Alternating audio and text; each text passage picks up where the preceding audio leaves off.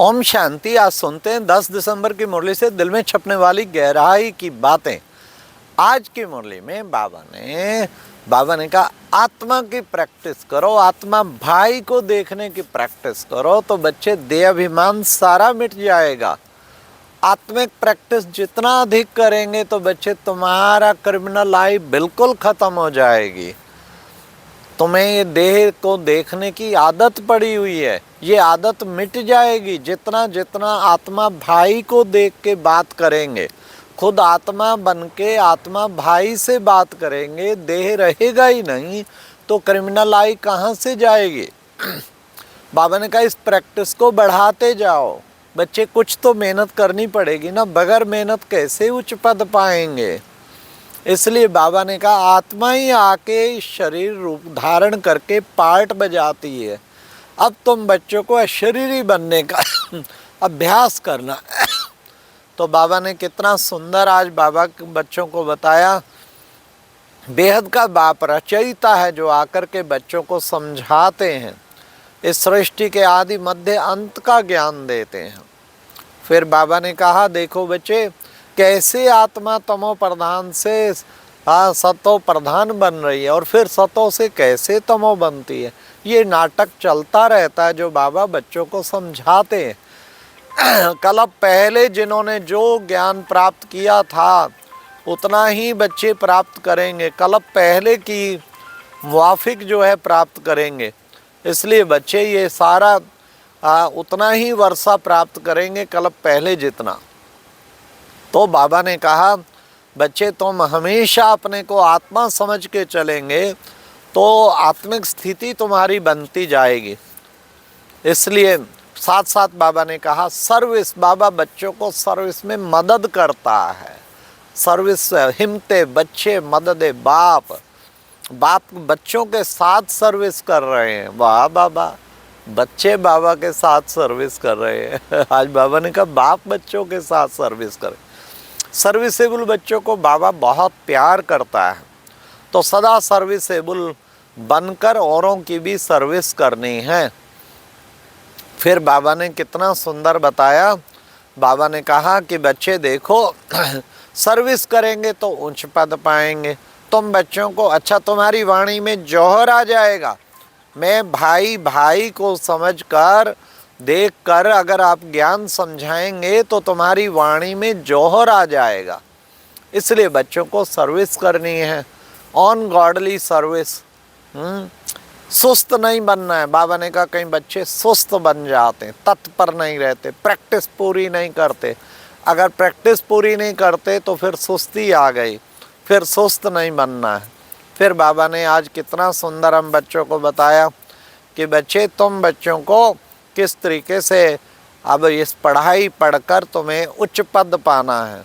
जितना बच्चे बाबा जो ज्ञान की बातें सुनाते हैं बच्चे उन पर विचार सागर मंथन करना है। विचार सागर मंथन कईयों का नहीं चलता ना, मुरली सुनते हम कोशिश करते हैं रिकॉर्डिंग अपलोड की जाए ताकि बाबा के बच्चों को गरम गरम हलवा मंथन का भी मिल जाए।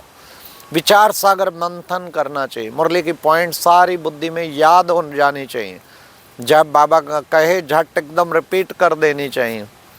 तो विचार सागर मंथन, बच्चे कहते हैं कि बाबा मगन कैसे हो। बाबा कहते मनन करो तो बच्चे मगन स्वतः ही हो जाएंगे। और विचार सागर मंथन तब कर पाएंगे जब आपको पॉइंट्स कम से कम रिवाइज तो करो, बुद्धि में याद रखो, डायरी में नोट करो, डायरी में देख के दिन में 3-4 बार तो रिवाइज करो। और रिवाइज करते हुए हर पॉइंट की गहराई में जाओ तो मंथन ऑटोमेटिकली फिर चलेगा। तो बाबा ने कहा तुम बच्चों को खुशी होती है। अच्छा फिर बाबा ने आज ये बताया बच्चे कोई क्रोध करता है, कोई कुछ बोलता है तो तुम चुप हो जाओ ना। ताली तो 2 हाथ से बजती है ना। अगर वो बोलता है उसकी मुँह की ताली और इधर तुम्हारी मुँह की ताली बजी फिर तो बड़ा झमेला खड़ा हो जाए। तुम चुप हो जाओ, वो आखिर बंद हो जाएगी उसकी मुँह की ताली। एक तरफ से ताली कभी नहीं बजती है, वो बंद हो जाएगी। अगर बात से बात आप बढ़ाते जाएंगे फिर बड़ा मुश्किल होगा। इसलिए बाबा ने कहा चुप रहो, बस शांति का दान दो। हे प्यारे बाबा इस आत्मा को शांति का दान पवित्र बनेंगे। अगर पूरा प्योर नहीं बनेंगे तो माला में नहीं पिरोए जाएंगे। पवित्र बनेंगे तो तुम माला में पिरोए जाएंगे। इसलिए पवित्र, जितना जो पवित्र बनेगा उतना उसका कशिश होगी। इसलिए प्योरिटी के आधार पे ही माला के मणके बनेंगे। ये पक्की बात समझ लो। 108 की माला चाहे 8 की माला, जितनी आत्मा पवित्रता को प्राप्त की, इसलिए रोजाना दिन में कई बार प्रतिज्ञा करनी है, मर जाऊं मिट जाऊं, मैंने एक बार भी अपवित्र संकल्प नहीं आने देना। जो आज बाबा ने कहा क्रिमिनल आय ख़त्म करनी है ना, भाई भाई की दृष्टि धारण करनी है ना, तो ये प्योरिटी सबसे मुख्य आधार है। तो बाबा ने कहा उसमें पवित्र आत्माओं में कशिश भी होगी। फिर बाबा ने कहा तुम बच्चे अब ब्राह्मण बनते हो, ब्राह्मण बन के फिर तुम इतना उच्च पद पाते हो, तो बच्चे तुम देखोगे क्या क्या तुम मेरे से भी उच्च बनते हो, मेरे से भी तीखे चले जाते हो, तुम्हारी पूजा होती है, तुम्हारा स्मरण होता है, फिर तुम्हें बादशाही भी मिलती है, तुम मेरे से तीखे चले जाते हो। बाबा क्यों हंसी कुटी करते हो, आप तो ऊंचे हो, आपसे कौन तीखा जा सकता है।